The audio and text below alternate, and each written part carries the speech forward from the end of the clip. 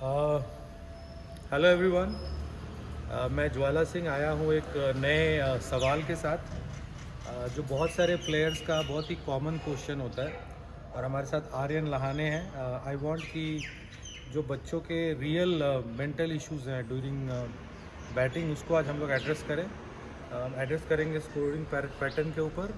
और आर्यन, आप जैसे मेरे से आप थोड़ी देर पहले बात कर रहे थे, तो मैं चाहता हूँ कि वो बात हम लोग कैमरे के सामने करें, ताकि जो आपके इश्यूज़ हैं, ऐसे बहुत सारे जो प्लेयर्स हैं उनके भी यही इश्यूज़ होते हैं, तो उनको ये पता चले कि किस तरीके से इस तरह के जो प्रॉब्लम्स आते हैं जब आप क्रीज पे होते हो, नॉट इन द नेट, तो उससे आपको आगे आना है। तो आप अपने सवाल पूछ सकते सर सो लाइक मैचेस में स्टार्ट मुझे अच्छा मिलता है, but Okay. Most of the times ऐसे व्हेन आई रीच अराउंड 30 और 40 आउट हो रहा हूँ।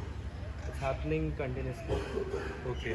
तो जैसे मैंने बताया कि आर्यन का जो सवाल है ये है कि अच्छा स्टार्ट करने के बाद जब वो विकेट पे सेट हो जाता है और उस टाइम पे वो विकेट पे नहीं रह पाता है, आउट हो जाता है। तो जैसे हम क्रिकेट में हमेशा डिस्कस करते हैं कि सेट होना बहुत ही इम्पोर्टेंट होता है। जब हम ग्राउंड पे जाते हैं तो सेट होना बहुत ही इम्पोर्टेंट होता है। तो अगर आप सेट हो गए हो, यानी आपने अच्छा स्टार्ट ले लिया है, तो वो आपके लिए बेस्ट अपॉर्चुनिटी है बड़े रन करने के, हाई 50s बनाने के, 100 बनाने के, 150s बनाने के।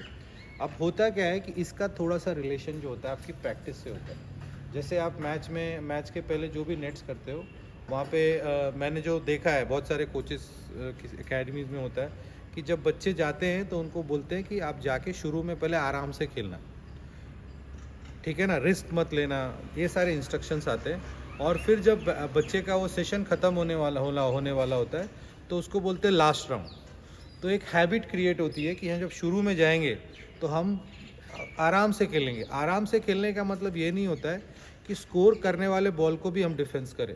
और बाद में जब कोच आपको इंस्ट्रक्शन देता है कि लास्ट राउंड है, और टारगेट भी कभी कभी देते हैं, तो इसका मतलब ये नहीं कि आपको लास्ट बॉल पे आउट ही होकर अंदर आना है।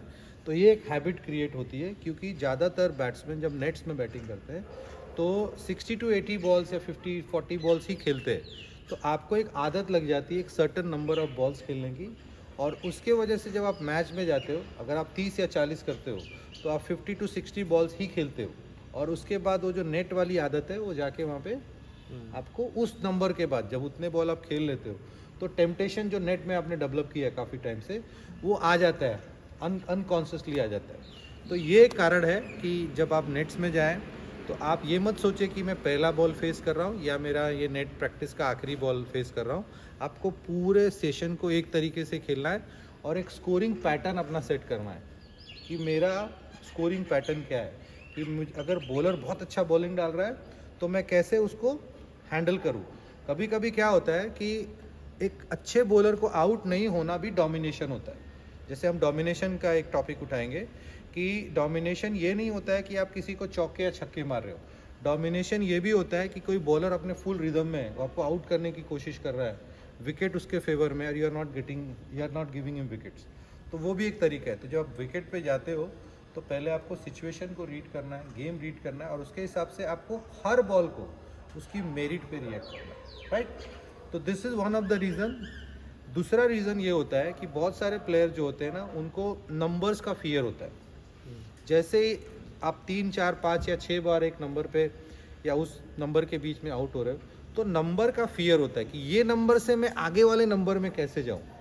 तो जैसे आप उस नंबर में पहुंचते हो, 30 या 40 में पहुंचते हो, वैसे ही वो नंबर आपके माइंड को हिट करता है, राइट और रॉन्ग। हिट करता है, राइट।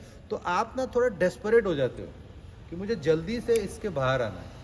और उस चक्कर में क्या होता है कि आप बॉल को सही तरीके से रिएक्ट नहीं करते, आप प्री डिटरमाइंड हो जाते हो एज अ बैट्समैन। जैसे मैंने पहले बताया कि हमारे लिए इम्पोर्टेंट है कि हर बॉल को उसकी मेरिट पे खेलना है। और जब मेरिट पे खेलने का मतलब ये है कि जैसा बॉल आ रहा है वैसा रिएक्शन, और रिएक्शन आपको नेट में डेवलप करना है। तो आप जितना ज़्यादा नेट में अच्छी प्रैक्टिस करोगे, अच्छा रिएक्शन डेवलप होते जाएगा। तो जब आप उस नंबर पे जाते हो तो उस नंबर पे आप हमेशा कॉन्शियस हो जाते हो। जैसे हमने देखा था कि ग्रेट सचिन तेंदुलकर एक टाइम पे 90s और 100 के बीच में बहुत बार आउट होते थे। तो ये बैट्समैन, चाहे कितना भी बड़ा बैट्समैन, अगर उसके माइंड में ये चलेगा कि इस नंबर से जल्दी बाहर निकलना है, डेस्परेट होगा, तो एनी टाइम वो मिस्टेक करेगा और ही विल गेट आउट। उस टाइम हम क्या करते हैं कि हम बॉल पे फोकस नहीं करते और कभी कभी बिना बॉल देखे ही कुछ प्लान करके रिएक्ट कर देते हैं। तो this is the another reason कि जब बच्चे एक सर्टन नंबर के बाद आउट होते हैं।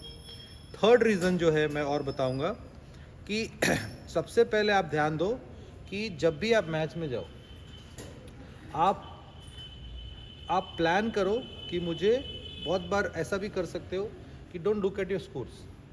आप जाओ और सोचो कि मैं जितना लंबा बैटिंग कर सकता हूँ मैं करूँगा, चाहे मैं 10 पे खेलूँ या 20 पे खेलूँ या 30 पे खेलूँ या 40 पे खेलूँ। आपको ये देखना है कि जैसे आप मिडल ऑर्डर बैट्समैन हो, आप इंटर कर रहे हो, समझो 40 ओवर के गेम में या 50 ओवर के गेम में, समझो 25 ओवर में आपकी एंट्री आई, तो आप सोचो कि मुझे 50 ओवर तक बैटिंग करना है। और जैसे मैंने बोला, बेसिक जो है बॉल देखो और अच्छा रिएक्ट करो। तो अगर पूरे ओवर आप खेलोगे तो ऑटोमेटिकली आपके नंबर्स हाई जाएंगे। Most of the times batsman जो होता है वो बॉलर उसको आउट नहीं करता है। मोस्ट ऑफ द टाइम्स हम अपने फैंटेसी से, जैसे हम लोग 2 टॉपिक उठाए, अपनी फैंटेसी से आउट होते हैं कि हम इतने रन बनाएंगे, हम ऐसे स्कोर बनाएंगे, हम ऐसे स्कोर चेस करेंगे। ऐसे नहीं होना चाहिए। आप अगर पहले बैटिंग कर रहे हो तो आपको गेम सेट करना है, स्कोर सेट करना है, तो उसमें आपको यही देखना है कि मैं कितना ज़्यादा से ज़्यादा ओवर्स खेलूँ, right, to get the bigger number for the team और to the bigger numbers behind your name. और अगर आप स्कोर चेस कर रहे हो तो उसमें भी सिमिलर फार्मूला रखना है कि आपको ध्यान रखना है कि अगर आप कोई बड़ा स्कोर चेस कर रहे हो तो आपको पूरे ओवर्स खेलने पड़ेंगे। तो दोनों साइड मुझे लगता है फार्मूला लागू होता है। और बहुत सारे जो रीजंस है मैं एड्रेस करूँगा पार्ट ऑफ इट, जैसे कि बहुत सारे बैट्समैन अपने रन गिनते रहते हैं, तो सेम चीज़ हो गया, उसमें आप प्रेशर क्रिएट कर रहे हो, आपको रन गिनने की ज़रूरत नहीं है। तो ऑलवेज जब भी हम बॉल खेलते हैं, जो बेसिक है, बॉल को अच्छे तरीके से खेलना है और गेम के हिसाब से खेलना है। Always play for your team. अगर आप टीम के लिए खेलोगे तो ये मैटर नहीं करेगा कि आप कितने रन बना रहे हो, तो प्ले फॉर द टीम। तो मेरा मैसेज सारे क्रिकेटर्स को यही है, इंक्लूडिंग आर्यन, कि आप जब भी जाओ ये सारे फार्मूलेस को इम्प्लीमेंट करो और इसके साथ आपका गेम इंप्रूव होगा, आप टीम के लिए एक एसेट बनोगे।